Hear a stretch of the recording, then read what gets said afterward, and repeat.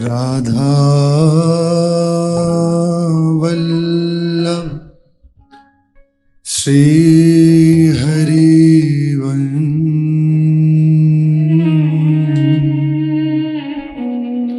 राधा वल्लभ श्री हरिवंश सत्प्रेम सिंधु मकरन रसोगधारा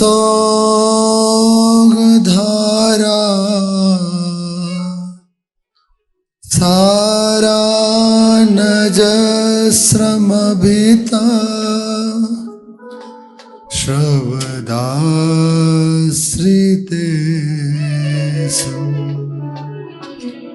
श्रीराधिके तव कदाचरणार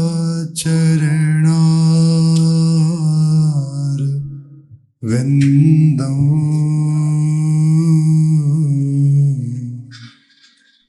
गोविंद जीवन धनो सिरसा वहामि गोविंद जीवन धनो सिरसा वहामि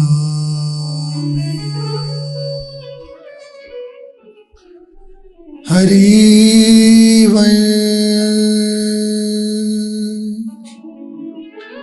हरिवंश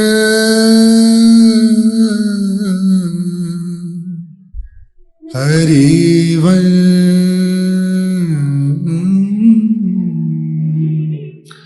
हरिवंश श्री राधा वल्लभ लाल की जय हो। श्री वृंदावन धाम की जय हो। श्री सद्गुरुदेव भगवान की जय स्थूलं सूक्ष्मं कारणं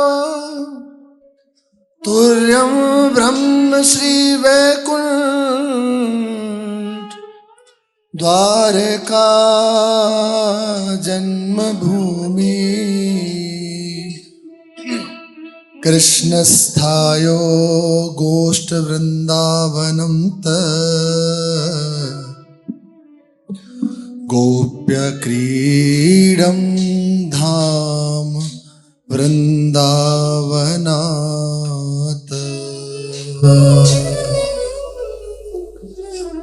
श्रीपाद प्रबोधानंद जी महाराज कह रहे हैं, सिद्धांत है जो दार्शनिक सिद्धांत है, शास्त्रों का सिद्धांत है, ज्ञान पर आधारित परम ब्रह्म की चार अवस्थाएं हैं, स्थूल, सूक्ष्म, कारण और ब्रह्म तुरीय अवस्था। इनका जो विवेचन करने वाले ब्रह्मवादी जन हैं, इनका जो वर्णन करने वाले ब्रह्मवादी ज्ञानी महापुरुष हैं, जो ब्रह्म में स्थिति रखते हैं, ब्रह्म ही जिनका सर्वस्व है, वे महापुरुष इसका वर्णन करते हैं अनेकों प्रकार से। और नवदा भक्ति के द्वारा जो प्रभु की रूप है, लीला है, इनका दर्शन कराते हैं, वर्णन करते हैं, उसमें सम्मिलित होते हैं, और जिनका लक्ष्य है बैकुंठ आदि, वे प्रभु की सुंदर दिव्य अलौकिक धाम, ये परस्पर उत्तरोत्तर एक से एक श्रेष्ठ है। सहज में कहें तो स्थूल से श्रेष्ठ सूक्ष्म, सूक्ष्म से श्रेष्ठ कारण, और कारण से श्रेष्ठ है ब्रह्म तुर्य अवस्था, जो इसमें लगे हुए हैं वे परम वंदनीय है, अति दुर्लभ है।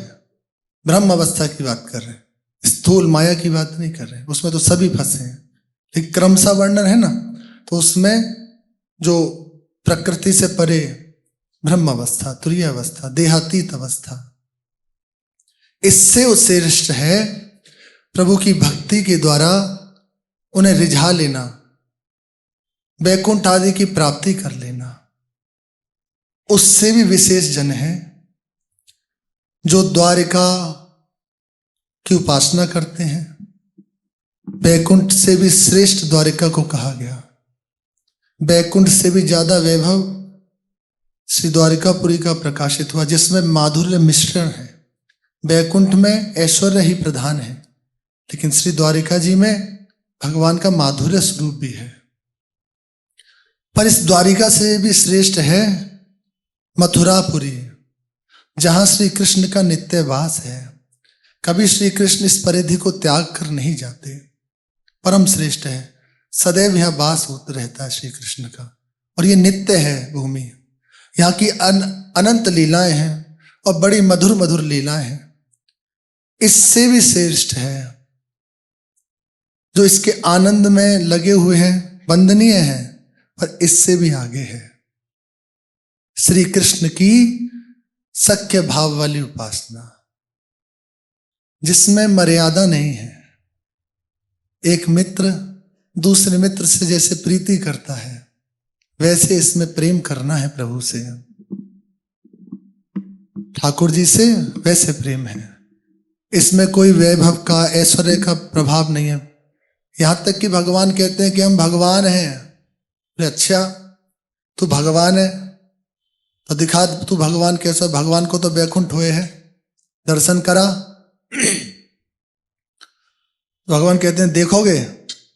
बोले हाँ दिखा, तू ही कह रहा भगवान है हम, जय जय है। भगवान है तो भगवान का तो वैकुंठ हो है, तो हमें दर्शन करा। ठाकुर जी कह रहे हैं रहने दो, तुम दर्शन मत करो, तुम श्रद्धा ना कर पाओगे। बोले फिर क्या काई गुरु है, हम ना माने। बोले सही कह रहा हूं। बोले फिर दिखा। मित्र है ना, प्रवेश ही नहीं है। ठाकुर जी अपने दिव्य वैकुंठ का दर्शन कराते हैं जब विराजमान है शेष शैया पे श्री भगवान विष्णु, शांताकारम भुजगशयनम पद्मनाभम सुरेशम विश्वाधारम गगन सदृशम योग वंद्यानुबंध। ये पूरे स्तुति है प्रभु की, इस शोभा से विराजमान है। स्तुतियां हो रही है वेदों की ऋचाओं के द्वारा, सब जय जयकार कर रहे हैं। बड़े बड़े भगवत कोटि के महापुरुष जन सब जय जयकार कर रहे हैं। पहले तो देखा बड़ा सुंदर भवन है, ब्रजवासियों ने देखा, लेकिन जो ही आगे बढ़ने को हुए तो द्वारपाल ने रोक दिया। हे कहाँ जाते हो? अरे कहाँ जाते हो? कहा देख वो हमारो यार लेटो भयो है, भाई के पास जा रहे हैं। बोले ऐसे मत कहो, अपराध लगता है, ये भगवान है, सर्वेश्वर है, अपराध बनेगा। बोले भगवान होगा तुम्हारे ताई, हमारे लिए भगवान ना है, हमारे तो लाला है। अब भी दास भाव से युक्त एकदम दृढ़ भाव में, अरे प्रभु से ऐसा कहोगे अपराध बनता है, चलो चलो दूर खड़े होकर स्तुति करो। बस मन में खटास आ गई। हे कन्हैया धल्ले अपने बैकुंठ को, हमें नहीं चाहिए, हमें तो हमारे वृंदावन को ले चल। तत्काल अंतर्हित हुआ, वृंदावन में अपने को देखते हैं। तो श्री सख्य भाव के महापुरुषों ने कहा कि बस ब्रजतज बैकुंठ जाए मेरी बलाएं, कहा करूं बैकुंठ ही जाए, हमें ना चाहिए। यहां तो बस एक ही बात मांगते हैं ब्रजवासी, ए हो विधि ना तो पे अचरा पसार मांगो। गोद पसार के मांग रहे हैं, अचरा पसार मांगो, जन्म जन्म दीजो याही ब्रज बसी वो, एहो विधि ना, एहो विधि ना तो गोप अचरा पसार मांग। हे विधाता, हम ये नहीं कहते हम मुक्त हो जाएं, हमारा जन्म ना हो, कर्म बसात बार बार जन्म हो, पर एक ही बात चाहते हैं कि इसी ब्रज में चाहे जो रूप दे के हमें बास दे देना, पर इस ब्रज से बाहर मत भेजना। हमें बैकुंठ नहीं चाहिए, परम पद नहीं चाहिए, बस ब्रज को छोड़ के ना जाए, किसी भी रूप में यहीं पड़े रहें, इसी नंद महल के समीप बार बार श्री कृष्ण के मुख का अवलोकन करेंगे, यही चाहिए। हमारे ब्रजवासी वृंदावन से, इस ब्रज मंडल से बाहर नहीं जाना चाहते, उन्हें चाहिए ही नहीं कुछ, उनका चित्त ही नहीं जाता। नहीं, सबके लिए भगवान होगा, हमारे लिए हमारा लाला है, हमारा प्यारा है, देखते ही नहीं। ये परम श्रेष्ठ है, महाश्रेष्ठ है। लेकिन इससे भी आगे है अत्यंत प्रिय वात्सल्य भाव, जहां मैया यशोदा, नंद बाबा आठों प्रहर लाला को दुलार करते हैं। ऐसे लाला हैं जिन्हें अपनी भी सुध नहीं है, उनकी टहल करते हैं। सख्य भाव में तो अपना श्रृंगार कर लिया खुद, सखा ध्यान रख रहे हैं हर समय, फिर भी समझदार है कुछ कुछ, लेकिन वात्सल्य भाव में समझदार नहीं है, पूरी तरह आश्रित है अपने माता पिता के। संपूर्ण सृष्टि जिनके आश्रित हैं, वे अपने पितामह, अपने पिता माता, उनके अधीन हैं। वो पवादे पा लेते हैं, वो सुलादे सो जाते हैं, कुछ नहीं होता तो रोने लगते हैं तो चुप करते हैं, पूरी तरह आश्रित है। बड़ा इसमें विशेष भाव प्रकट होता है। ये बड़ा दुर्लभ है, लेकिन श्रीपाद कह रहे हैं इससे भी आगे और है। श्री कृष्ण का कांत भाव जो श्रीमद् भागवत में वर्णित है और जिसकी परिपूर्ण अवस्था है, सर्वोपरि अवस्था है रास पंचाध्यायी, पूर्णता है रास, महारास, नित्य मिलन, ये सर्वोपरि माना जाता है।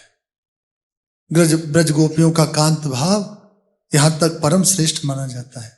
बिरले जन होते हैं जिनकी यहां तक पहुंच होती है, इसकी उपासना करने वाले बड़े बिरले जन हैं। आपको यदि मिल रहे तो ऐसा मत सोचो कि हमें तो खूब मिल जाते हैं।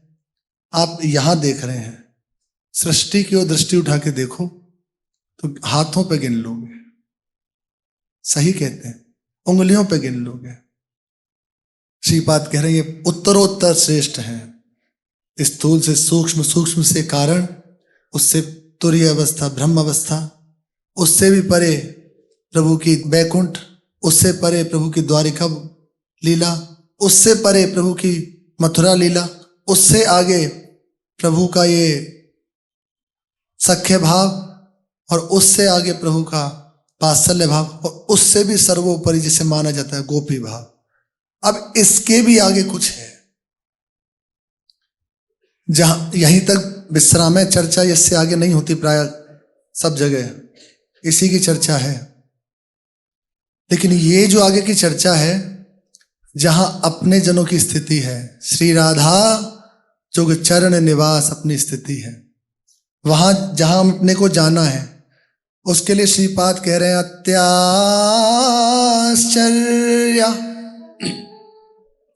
सर्वतो अस्माद् विचित्रा श्रीमद् राधा कुंजवाटी चकास्ति आद्यो भावो यो विशुद्धोति पूर्णस्तद्रूपा सा तादृशोन्मादी सवा तादृशोन्मादी सर्वा। ये जो राधा कुंज बाटी है, ये बड़ी दुर्लभ है, बहुत दुर्लभ है, अति दुर्लभ है। वृंदावन में परम अद्भुत श्री किशोरी जी की निकुंज वाटिका, जहां केवल और केवल नित्य सहचरियों का ही प्रवेश है, जहां नित्य सखियां ही रहती हैं, वहां किसी और का प्रवेश नहीं है।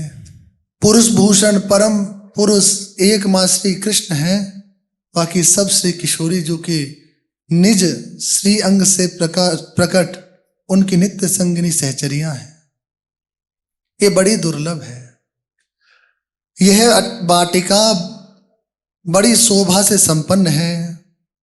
अत्यंत विशुद्ध जो आद्य भाव, प्रेम भाव, हित उपासना है, उसी की परिपूर्ण स्वरूप है।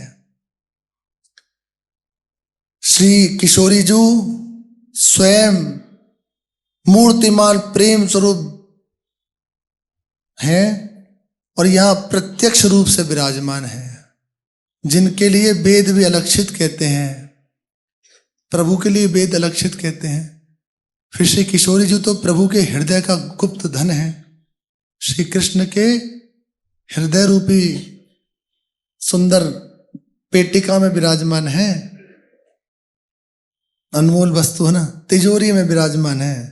श्री कृष्ण के हृदय रूपी तिजोरी में यहां तक पहुंच पाना बड़ा दुर्लभ है। अतिशय कृपा जब श्री कृष्ण चंद्र जी की हो जाती है, वो रीझ जाते हैं विशेष रूप से, तब यहां तक पहुंच होती है। अपने सबके ऊपर रीझे हुए लाल रंगीलो गाइए, ताते प्रीति रंगीली पाइए।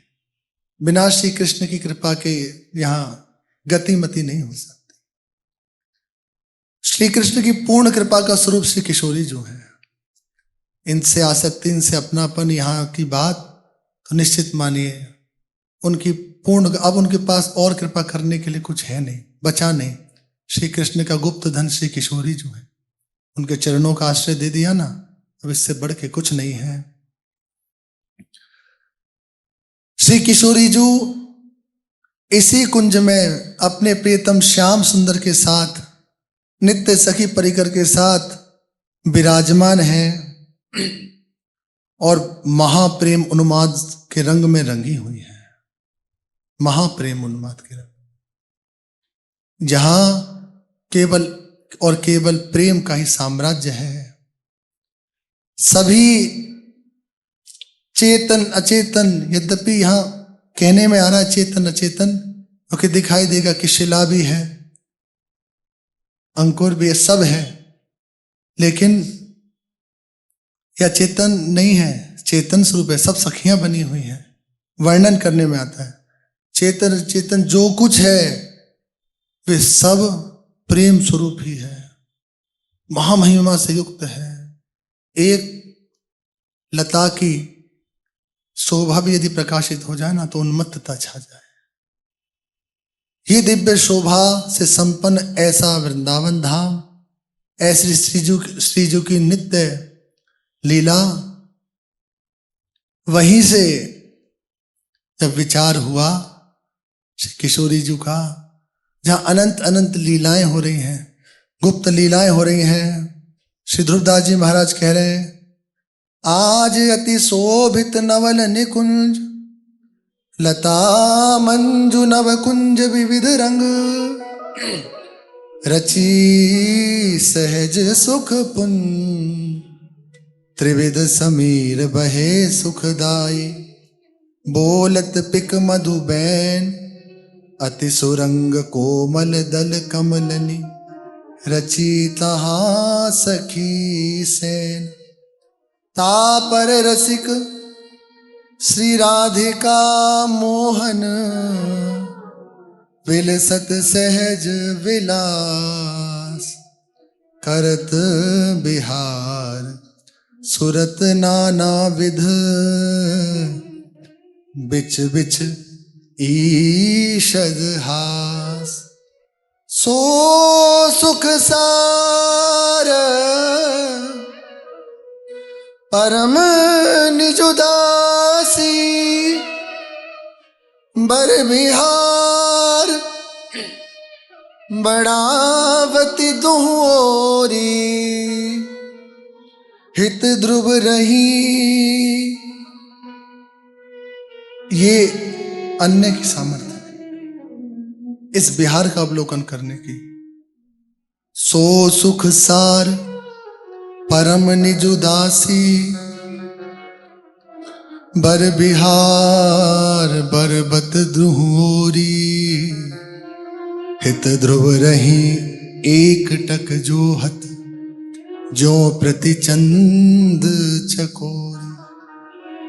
जैसे चकोर चंद्रमा को निहारता रहता है, ऐसे ही इन सखियों का जीवन बस इतना है। श्री युगल सरकार का खेल, श्री युगल सरकार की लीला, इसी का अवलोकन करते रहना। मुदित सखी अवलोकत जिनके, यह सुख जीवन माई, एह रस पगी और कछु सुपने, हित ध्रुव मन ना सुहाई, हित ध्रुव मन ना सुहाई। इसी में पगी हुई है, जिन्हें और कुछ भाव ही नहीं है, जिन्हें और कुछ विचार ही नहीं है, जिनका एक ही मात्र हृदय का भाव है, श्री श्यामा श्याम सुखी रहे, ये प्रसन्न रहें, आनंदित रहें। इन्हें कैसे हम दुलार कहें, एक टक जोती हुई इन्हीं को प्रेम करती रहती है। यहां पहुंचना बाबा बड़ा कठिन है, बहुत कठिन है यहां पहुंच पाना। यहां पहुंच जो उसी की होती है जिन पर ये सहचरियां कृपा कर देती हैं। अपने जनों ने पूर्व प्रसंग में श्रवण किया, ऐसे ही हिस सजनी जो के हृदय में ये भाव प्रकट हुआ कि इस लीला का पुनरुत्थान होना चाहिए। महाप्रभु प्रकट तो कर गए, उसका पुनरुत्थान होना चाहिए। सखी के हृदय में ये भाव जो ही जागृत हुआ तो सो प्रिया जो दासी वत्सला है, दृष्टि से दृष्टि मिली, बस स्वीकृति हो गई और अपनी निज अली श्री सजनी जो की अत्यंत प्रिय हित प्रिय वादनी अली को इसका भार सौंपा। जाओ और जाके इस रस का विस्तार करो। इस रस को जो बिल्कुल विमुख जन है, घोर भाव से युक्त हैं, लेकिन वो मनुष्यता धारण करने वाले भी नहीं है, वही पापाचरण से युक्त ऐसे जनों को भी इस रस का विस्तार करो, इस रस को प्रदान करो। बड़ा कठिन है ये रस प्राप्त हो पाना, अगर ये गुरुजन ना हो इसी को देने के लिए अपने जैसे जनों को भी इसका दुर्लभ अवसर प्रदान करें। अरे जहां ब्रह्मा जी, शिव जी, नारद जी, सुखदेव जी, वाणी जी कह रही है, उनकी पहुंच नहीं है, वेद की पहुंच नहीं है, ब्रह्मवादी मुनियों की पहुंच नहीं है, वहां अपने जैसों की पहुंच कैसे हो सकती है? केवल एक बात है, इसी कृपा से हित ध्रुव सखियन शरण गई, इन सखियों की कृपा से वही सखी इस भूमंडल पे प्रकट होती है। प्रकट का प्रसंग तो आगे है, लेकिन अभी का जो प्रसंग है उसका वर्णन कर लेते हैं। जब महापुरुषों का प्राकट्य होता है उससे पहले बड़ी अद्भुत अवस्था संपूर्ण सृष्टि की हो जाती है। संपूर्ण सृष्टि बड़ी आनंदमयी हो जाती है। महापुरुषों का प्राकट्य, महापुरुष जन कुछ लेने के लिए नहीं, आपको सब कुछ देने के लिए प्रकट होते हैं।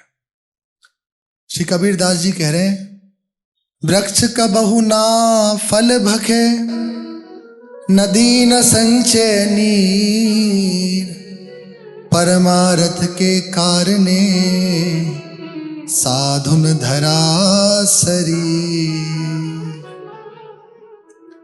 महापुरुषों का इस धरा पर आगमन स्वयं के लिए नहीं, जो इस घोर प्रपंच में फंसे हुए उसके उद्धार के लिए होता है। परमार्थ के लिए, जीव के कल्याण के लिए ही उनका जन्म होता है। जो गति कठिन कठिन साधना से वो संभव नहीं है, वो उनकी कृपा दृष्टि से संभव है। प्रकट में सानिध्य प्राप्त हो तो ये तो बड़ा सौभाग्य है।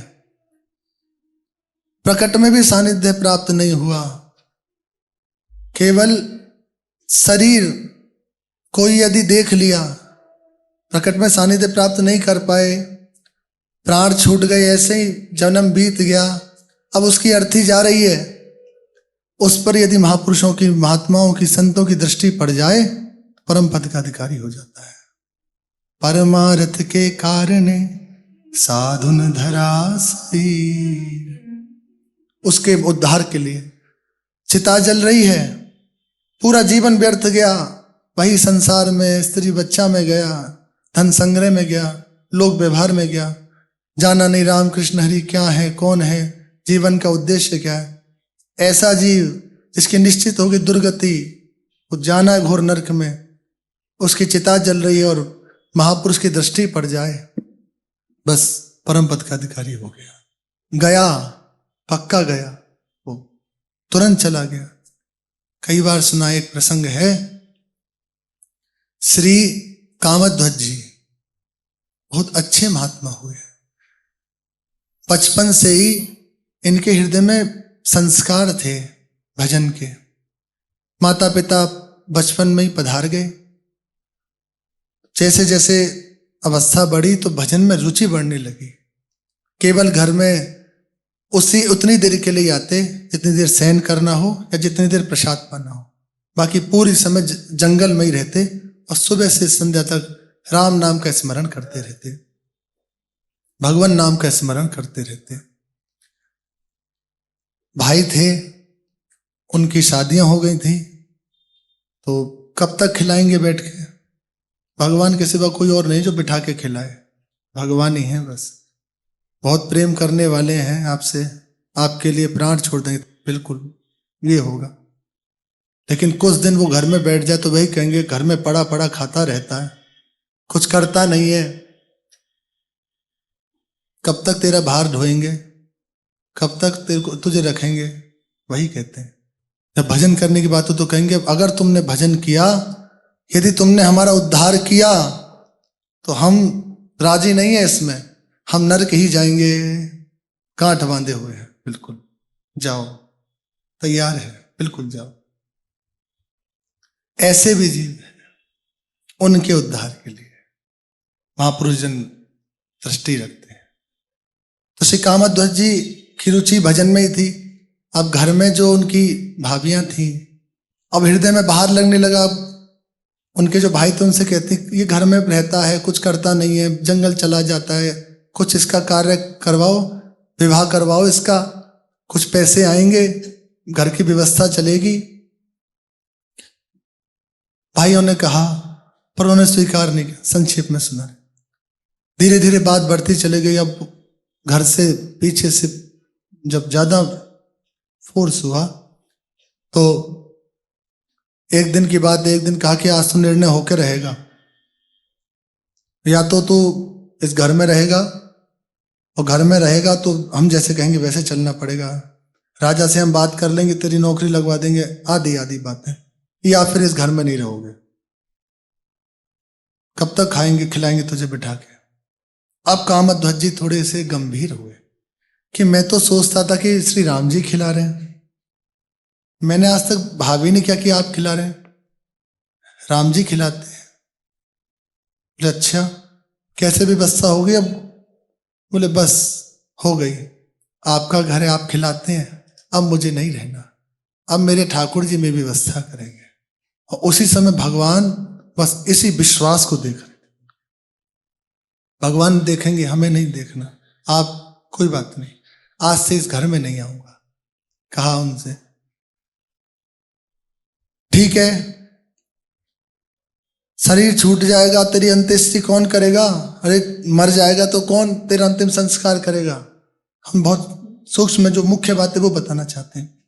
कौन करेगा तेरा संस्कार?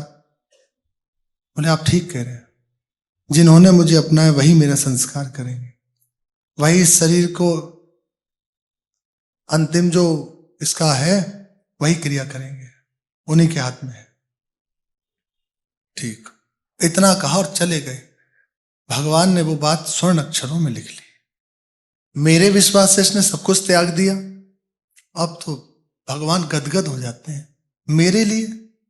मेरे लिए इसने सर्वस्व त्याग करके निकल पड़ा। अब भगवान का आश्रित जहां बैठ जाए, ऊसर में भी पुष्पों की वर्षा हो, वो जहां बैठ जाए वहीं भोज भंडारी चालू। कुछ ही समय बीता, जंगल जाके संतों की मंडली जुड़ना प्रारंभ हो गई, संतों की संगत हो गई। उनके साथ साथ अनेकों संत भजन करने लग गए। भोज भंडारे प्रारंभ हो गए। राजा के द्वारा पूरी व्यवस्था कर दी गई। भाइयों को जो भी दुर्लभ वो सब उन्हें प्राप्त। पर उनकी व्रति तो वैसे ही नहीं, हर समय भजन परायण रहते। वो दिव्य स्थान हो गया, दिव्य स्थल हो गया। समय जैसे जैसे पूर्ण हुआ तो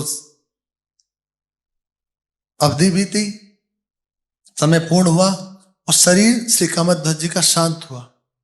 जो ही शरीर शांत हुआ, छूटा, उस समय श्री ठाकुर जी महाराज साकेत में अपने सभा में विराजमान थे। जो ही शरीर छूटा, हाँ राम कहते हुए तत्काल प्रभु उठ के भागे। और जो ही प्रभु भागे, पूरी सभा दंग रह गई। क्या हो गया? आज तक तो ऐसे नहीं। प्रभु किस लिए, कहां, कैसे? तुरंत हनुमान जी पीछे भाग न सके। आगे जाके कर कमल जोड़ के खड़े हो गए। प्रभु क्या है? बोले अभी हनुमान हम बता नहीं सकते, अभी बस तुरंत जाना। बोले प्रभु बताइए तो सही, क्या है? कौन से ऐसा भक्त है? क्या विपत्ति आएगी किसी भक्त पे? क्योंकि तभी आपकी ऐसी अवस्था होती है जब किसी भक्त पे विपत्ति हो। क्या हुआ बताओ तो सही। बोले किसी भक्त ने, कामध्वज ने मेरे लिए अपना सर्वस्व त्याग दिया। आज उसका शरीर छूटा, मैं उसकी चिता को अग्नि देने जा रहा हूं, मैं स्वयं करूंगा। प्रभु ये सेवा तो हमें दे दीजिए, आप तो करते ही रहते हैं, ये सौभाग्य मुझे दे दो। जब देखा नहीं वो मेरा अत्यंत प्रिय है, बोले प्रभु फिर तो विशेष करके ये तो मुझे ही सेवा दीजिए। हनुमान जी ने विशेष आग्रह करके, और भगवान के अत्यंत कृपा पात्र हैं, बहुत दुलारे हैं। बोले अच्छा, बोले जाओ, मेरा ही प्रतिरूप होके तुम जा रहे हो, बिल्कुल जैसे सब होता है अच्छे से अच्छा करना। बोले प्रभु आप चिंता ना करें, हनुमान जी की सेना, वानर सेना के साथ कलिकाल की घटना है, कोई ऐसा नहीं कि हुई होगी। कलिकाल में प्रत्यक्ष रूप से उस स्थान पर श्री हनुमान जी महाराज और बहुत विशाल संख्या में वानर सेना आई। संपूर्ण व्यवस्था, और जैसे किसी भाई को दी जाती है ना तिलांजलि, ऐसे पूर्ण रूप से उनकी व्यवस्था की। चंदन की चिता लगाई गई, उस पे उनकी जो देह थी उसको पधराया गया। हनुमान जी ने पूरी क्रिया करके, जो कलश आदि लेके सब करते हैं, मंत्रों के उच्चारण से करते हुए, भगवान नाम का कीर्तन करते हुए, अनेकों संतों ने प्रत्यक्ष नेत्रों से दर्शन किया हनुमान जी का, और ये सब लीला का। स्वयं अग्नि दी। अब उसका प्रभाव हुआ, जैसे जैसे उस अग्नि का धुआं प्रज्वलित हुआ तो उस स्थान पे आसपास जो बिल्कुल अधोगति को प्राप्त जीव हैं उनकी शुद्धि होने लग गई, वो परम पद को जाने लगे। वहां तो वर्णन है कि वहां वृक्ष था, उसी से आगे उस समय 60,000 प्रेत उस वृक्ष पर रहते थे। उस चिता का जो ही उसमें धुआं लगा, सब के सब परम पद के अधिकारी तुरंत हो गए। जितने संत थे वे सब भगवत धाम चले गए, पर सब विमान आए और वहां बैठे और सब भगवत धाम चले गए कामध्वज जी के प्रभाव से। प्रेतों का उद्धार हो गया। उसमें तो आगे ही बढ़ने, थोड़ा विनोदपूर्ण बात है कि कुछ प्रेत अपने घूमने गए हुए थे कहीं, उनके भी सब रिश्ते नाते हैं, तो वो गए हुए थे, लौट के आके रोने लगे। उस स्थान की रज को भी जगह नहीं मिली, जितना वहां स्थान था उस रज को भी खोद लिया गया, वहां गड्ढे हो गए। अब वे एक प्रेत, एक दो कुछ प्रेत थे, वे आके रोने लगे कि हमारा परिवार कहाँ चला गया। तो वहां कुछ महात्मा जी बचे रहे थे भजन करने के लिए, उन्होंने कहा अभी हम भजन करेंगे, यहाँ विराजमान रहेंगे। बोले भगवत दर्शन से भी श्रेष्ठ है भगवान का भजन, हम अभी रुकेंगे बस। बोले हनुमान जी ने कहा यहीं रहो और खूब भजन होगा। आशीष देके हनुमान जी चले गए, सब परम पद के तत्काल हो गए। और जो प्रेत आए थे उन्होंने कहा महाराज हमारा परिवार कहाँ चला गया। बोले सब परम पद हो गया, हमें भी भेज दो। बोले ये जो स्थान है ना देख लो। बोले यहाँ कुछ नहीं बचा, जहां चिता जली थी उस स्थान पे भारी गड्ढा हो गया है, उस रज को भी वहां के लोग ले गए। बोले कैसे करें? बोले ये जो वृक्ष है ना, इनका आलिंगन कर लो। जैसी संत की ये बात सुनी, वृक्षों का आलिंगन किया, विमान आया, भगवत पार्षद देव उन्हें प्राप्त हुई और भगवान के धाम चले गए। यह एक भक्त के भजन की महिमा। महापुरुष जन यदि देख लें दृष्टि मां से, पूरा जीवन व्यर्थ चला गया तो परम पद का अधिकारी हो जाता है, उसकी दुर्गति नहीं होती। परमारथ के कारणे साधुन धरा सरी। जगत मंगल के लिए, जीव के कल्याण के लिए ये साधु अपनी देह धारण करते। अपने उद्धार कर लेना बड़ी बात नहीं है, हो गया उद्धार। एक बार भगवान नाम ले लिया, हो गई बात, तो नाम लेना बंद ना। नाम हमारी गति है, नाम के बिना तो हम जी नहीं सकते। अभी तो जबरदस्ती नाम जपते हैं।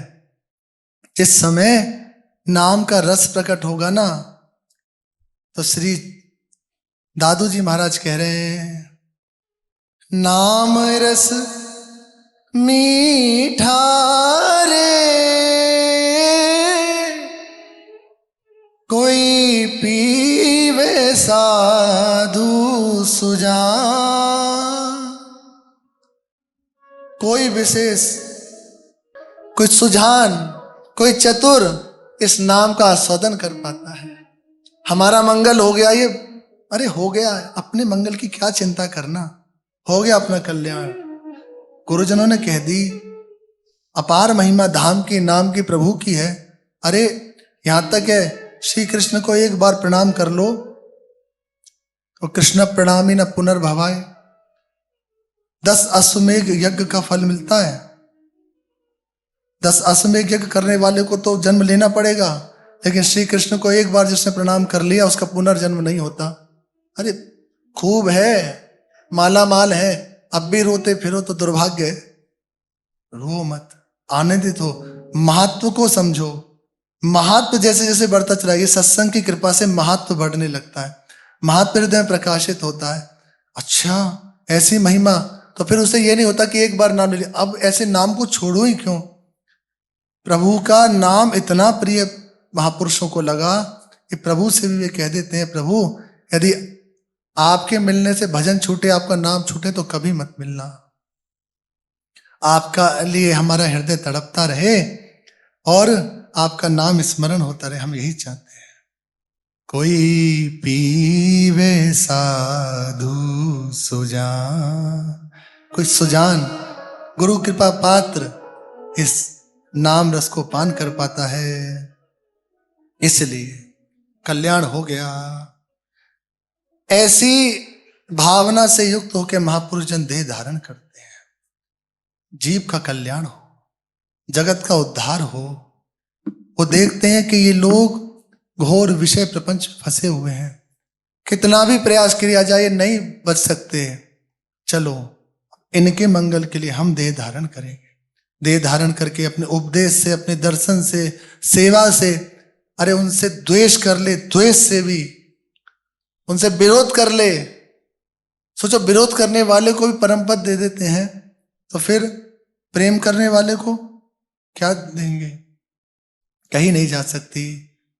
इस भारत भूमि में सदैव रहा है, चिरकाल से चलता आ रहा है, यदा यदा ही धर्मस्य ग्लानिर्भवति भारत अभ्युत्थान धर्मस्य तदात्मानं सृजाम्यहम् परित्राणाय साधूनां विनाशाय च दुष्कृतां धर्म संस्थापनार्थाय संभवामि युगे युगे। युग युग में प्रभु का अवतार होता रहता है, लेकिन समय समय पर प्रभु का ही स्वरूप इस संतों का अवतार होता रहता है, प्रकट होते रहते हैं।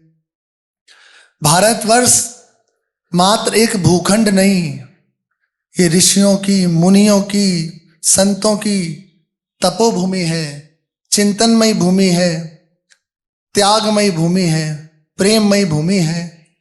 भारतवर्ष में जन्म बहुत सौभाग्य से प्राप्त होता है, देवता भी इसके लिए लालायित रहते हैं। भारत भूमि में गंगा यमुना जी के निकट, उसके मध्य में रहने का अवसर और वहाँ अपना जन्म होना बहुत दुर्लभ है, बहुत दुर्लभ है। यहाँ सत्संग सहज प्राप्त है, इसलिए यहाँ की दुर्लभता है। आप भारत भूमि में कहीं चले जाइए, पूरे भारतवर्ष में कहीं ना कहीं कोई ना कोई महात्मा विराजमान है। प्रभु के नाम की, रूप की, लीला की ध्वजा को लिए हुए मंगल करने के लिए कहीं चले जाइए। और प्रकट रूप में श्री भगवान शंकराचार्य उन्हीं के प्रतिनिधि स्वरूप 4 मठों की स्थापना है अलग अलग 4 दिशाओं में, वे सब रूप में विराजमान है। तो जिधर जाओगे 4 दिशाएं है ना, उधर वो विराजमान है, मंगल के लिए विराजमान है। इस भूमि में निश्चित मानिए आत्म साक्षात्कार की जितनी सघनता है वे संपूर्ण ब्रह्मांड में दुर्लभ है और कहीं नहीं है। सबसे ज्यादा अवतार प्रभु के इसी भारतवर्ष में होते हैं, इसी पृथ्वी पे होते हैं, पृथ्वी में, और इसमें भी इस भारत भूमि में सबसे ज्यादा अवतार होते हैं। जहां जहां 24 अवतार का वर्णन है यही इसी भारत भूमि के अंतर्गत वर्णन है। और श्री कृष्ण जो पूर्ण ब्रह्म स्वरूप है और सब अंश कला है प्रभु के, लेकिन साक्षात परिपूर्ण ब्रह्म श्री कृष्ण चंद्र जो जिनका प्रादुर्भाव यहाँ हो रहा है, और वे भी जहां से प्रकट हो रहे उनके भी मूल श्री निकुंज बिहारी जो नित्य नवम रूप धारण किए हुए, नव नवाय रूप से किशोर अवस्था को धारण किए हुए श्री प्रियाजू के संग यहाँ वन विहार आनंद विनोद करते रहते हैं, यहाँ विहरण करते रहते हैं, उस भूमि में बैठे हैं अपने जन। अपार कृपा है, केवल कृपा है। यह अलौकिक भूमि जहां भक्ति निष्कपट प्रेम की डोरी से स्वयं अनंत कोटि ब्रह्मांड नायक परात्पर अखिलेश्वर प्रभु बंध जाते हैं। भौतिक युग के इस अवसर में, इस समय में परम सत्ता और उनके पार्षद धरा पर प्रकट होते हैं, समय समय पर प्रकट होते हैं। वे भी देखते रहते हैं, जब उनकी प्रकट होने की लीला होती है वो देखते हैं, ऐसे ही कहीं भी प्रकट नहीं होते। वो कुल देखते हैं, वो स्थान देखते हैं, क्योंकि उनको धारण करने की भी तो सामर्थ्य होनी चाहिए। वो कोई पवित्र परिवार वो ढूंढते हैं कि पूर्ण पवित्र परिवार है जो सनातन वैदिक धर्म के अनुसार अपने जीवन को व्यतीत कर रहा है, क्योंकि वही पवित्र जीवन भगवत आराधना, तभी उन महापुरुषों के तेज को धारण किया जा सकता है। जन सामान्य की बात नहीं है कि धारण कर सके उन महापुरुषों के तेज को, उस तेज को, उनके प्रभाव को धारण कर सके। ये तपों में जनी होते हैं, वही धारण कर सकते हैं। वे देखते हैं, उन्हें प्रतीक्षा रहती है कि निष्पाप हृदय पवित्र कुलीन सदगृहस्थ की, उनके हृदय में प्रतीक्षा, वो इंतजार करते रहते हैं कि कोई एक ऐसा हो, फिर हम जो हमारा हेतु है जगत मंगल, उसके लिए हम प्रकट हो। उनकी दृष्टि रहती है। अब वो कितना समय लगे उसकी कोई बात नहीं, लेकिन रहती है। श्री भाई जी महाराज के प्रसंग में आता है, श्री भाई जी महाराज को एक दिव्य मंडल में सम्मिलित कर लिया गया था। उस मंडल में सनक सनंदन नारद जी आदि बड़े बड़े ऋषि मुनि सम्मिलित थे। वहां यही उनकी गोष्ठी होती है कि भगवान का अवतार कैसे होगा, जगत का उद्धार कैसे होगा, और ये गोष्ठी कुछ कुछ समय में होती रहती है। विशिष्ट महापुरुष पृथ्वी पर जो विराजमान है ना, उनकी भी सभा में इसकी गोष्ठी होती है, इस सभा की। पर यह अदृश्य अलौकिक महापुरुष हैं, इन नेत्रों से देखे नहीं जा सकते, वो तो वही कृपा करें तभी देखे जा सकते हैं। तो उन्हें इंतजार रहता है ऐसे सदगृहस्थ का जो पवित्र है, कुलीन है, सदाचार संपन्न है, वैदिक परंपरा के अनुसार चलते हैं। ऐसे महापुरुषों की दृष्टि रहते हैं, महापुरुषों की दृष्टि उन पर रहती है। इसी पावन परंपरा की एक स्वर्णिम कड़ी में उत्तर प्रदेश की एक सुंदर स्थान, कह लो उत्तर प्रदेश रूपी मां की कोख में हलचल हुई। गंगा जमुना की अविरल धाराएं मानवता का, यहाँ की धरा का अभिषेक कर रही हैं, प्रभु की लीलाओं का इंतजार कर रही हैं, प्रभु के जनों के पादार्पण का इंतजार कर रही हैं यहाँ की धराएं।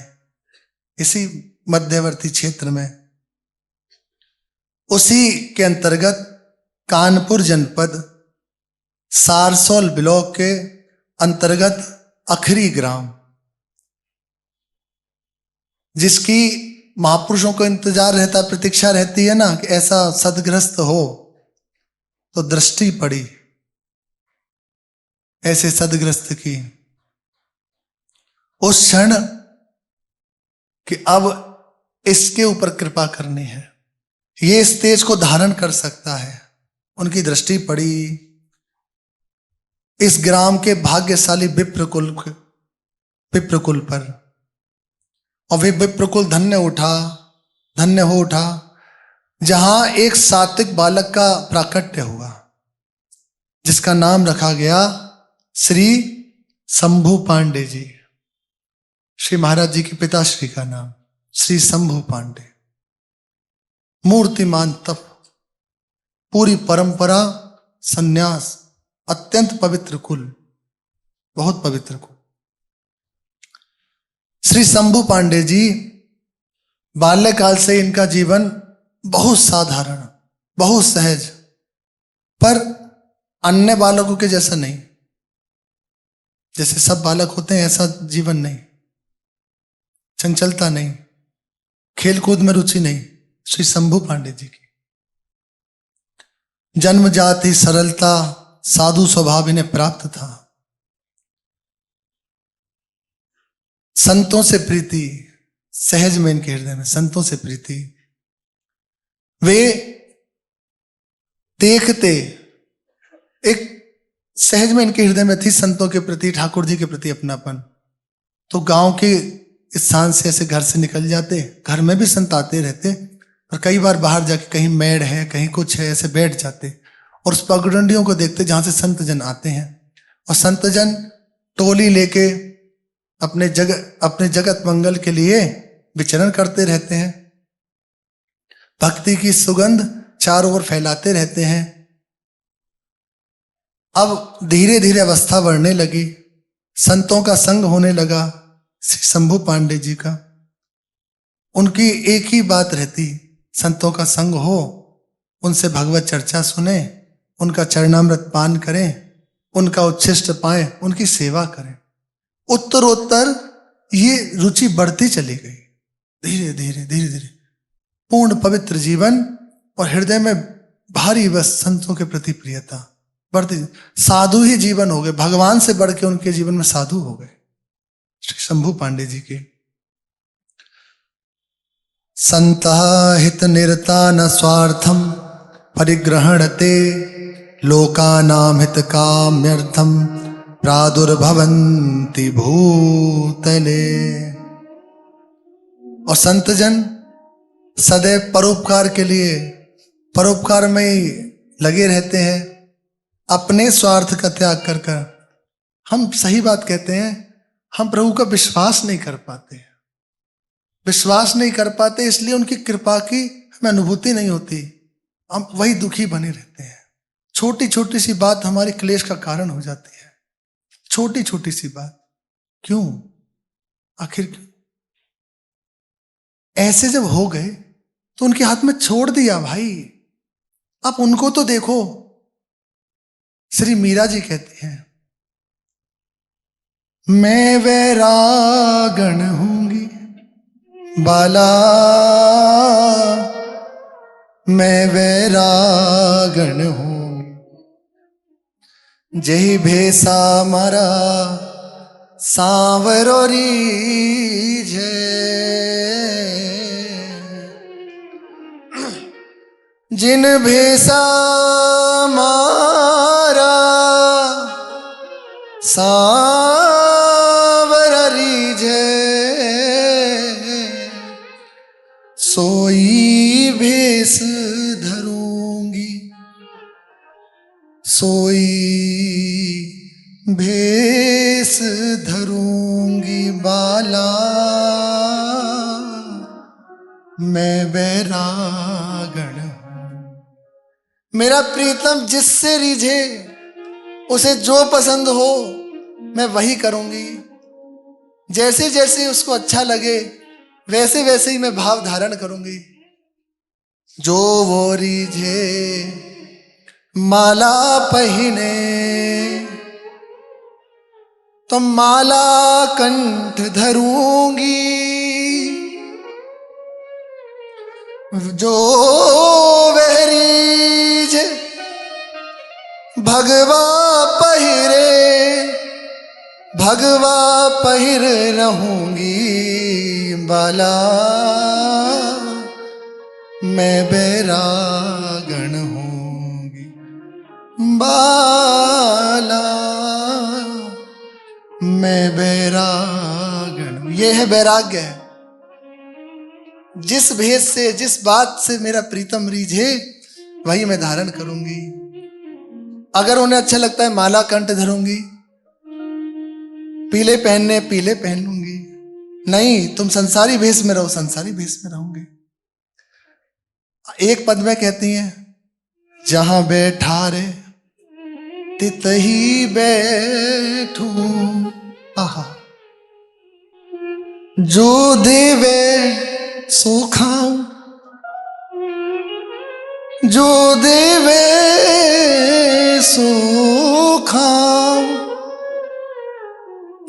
जहां बिठा दे वहां बैठ जाओ, जो दे वो पालूं। क्यों, तुम्हारा कोई आग्रह नहीं है? नहीं, मैं वैरागण। मैंने तो राग छोड़ दिया ना, अब मुझे क्या चिंता।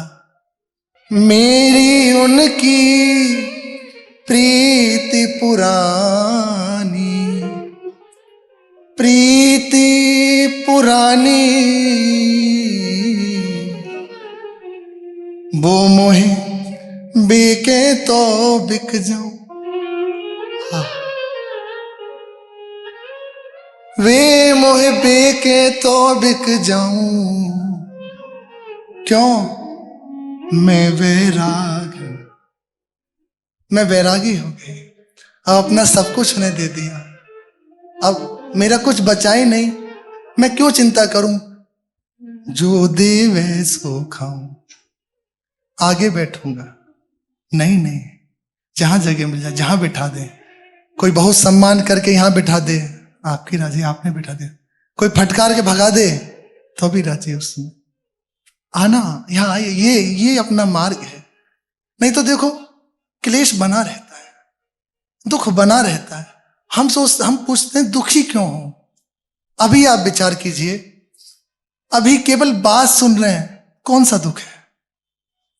और ये स्थिति हो जाए, ये बात स्वीकार हो जाए, फिर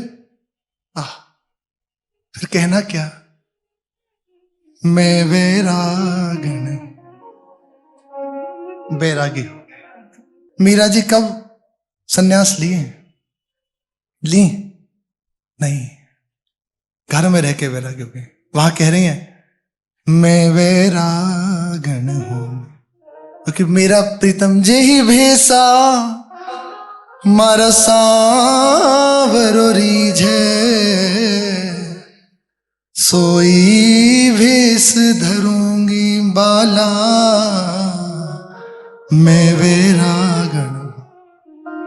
अपना आग्रह जहां छूटा, अरे प्रभु चिंता से युक्त हो जाते हैं। आप बताओ, जिन जिन ने प्रभु के चरणों में अपने को समर्पित किया, जिन जिन ने अपने आप को प्रभु के लिए छोड़ा, कैसी व्यवस्था उनकी प्रभु ने की।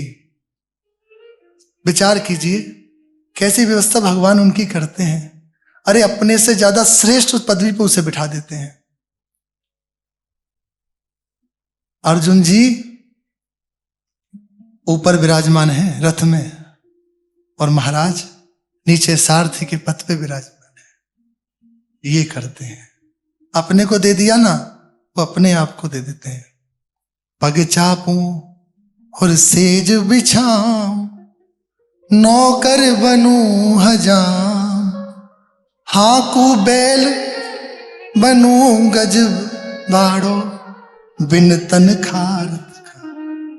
यही तो मेरे मन में ठनी, मैं हूं भगतन को दास, भगत मेरे मुकुट मणि। अरे ऐसे प्रभु हैं, हम विश्वास नहीं करते इसलिए क्लेशित रहते हैं, इसीलिए दुखी रहते हैं। जहां प्रभु का विश्वास हो रहा है, हमारे प्रभु इतना प्रेम करते हैं, आग्रह खत्म हो गया। महापुरुषों के जीवन में देखा गया, कोई आग्रह नहीं, कोई बात नहीं, जैसे आपको रुचि है, जो आपको अच्छा लगे कर लो, आप जैसे प्रसन्न हो, हमारी कोई बात नहीं, आप प्रसन्न हो, कोई आग्रह रहता। जहां बिठा दें, जो करा लें, जैसे रखें वैसे रखें। ये प्रभु के ऊपर आ जाते हैं। संतों का जीवन अपने लिए नहीं होता, सबके हित के लिए होता है। लोकानां हित काम्यर्थम प्रादुर्भवन्ति भूतले। वे सदैव परोपकार में लगे रहते हैं, अपने सुख की चिंता ही नहीं होती। उनका सुख तो इस बात में सारी सृष्टि सुखी हो जाए, वो इसी बात को देख देख के सुखी होते हैं। स्वार्थ का त्याग करके, अपने सुख की भावना का त्याग करके केवल लोक कल्याण के लिए ही इस पृथ्वी पर प्रकट होते हैं।